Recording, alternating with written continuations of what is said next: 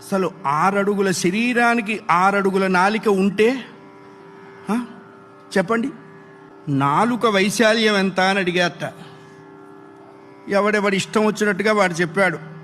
తెల్లారుజాము 2:30కి తినే బ్యాచ్ వాళ్ళకి అది ఇష్టం, జస్ట్ బిఫోర్ సన్ రైజ్ వాళ్ళకి అది ఇష్టం, సూర్యాస్తమానం తర్వాత తినకూడదురా అని చెప్తే సూర్యోదయం వరకు తింటూ ఉన్నారు. ఇంతకీ తిప్పలు ఎక్కడొచ్చినాయి అన్నారు. ఆ 2.5 అంగుళాలు చచ్చింది నాలిక. చూడండి, అసలు 6 అడుగుల శరీరానికి 6 అడుగుల నాలిక ఉంటే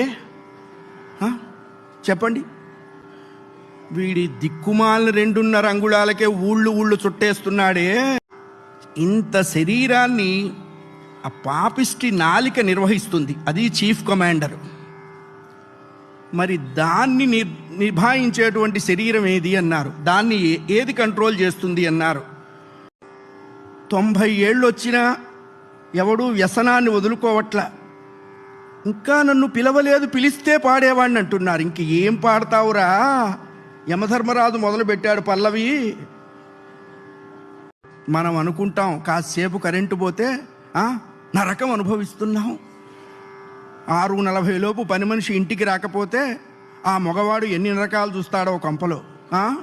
కాఫీ కప్పులే పగిలేనా, అన్నం గిన్నెలే ఉణికేనా, ఎన్ని చూడటల్లా మనం. అమ్మాయి కాపురం, గాలిగోపురం, మాంగళ్యానికి మరో ముడి, మొగిలి రేకులు, విస్తరాకులు. మొగుడు ఇంకా ఎన్నాళ్ళు, అది కూడా వస్తుంది.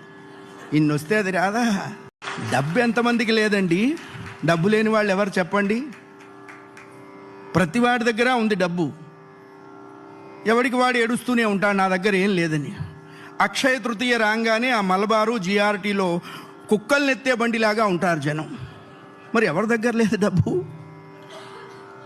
డబ్బు ఉండటం శ్రేష్టం కాదు, దానము భోగము 2 చెప్పారు. ఈ 2 లేకపోతే 3వది నాశము అన్నారు. 2 నువ్వు చేయకపోతే 3వ ఆప్షన్ అది ఉపయోగించుకుంటుంది.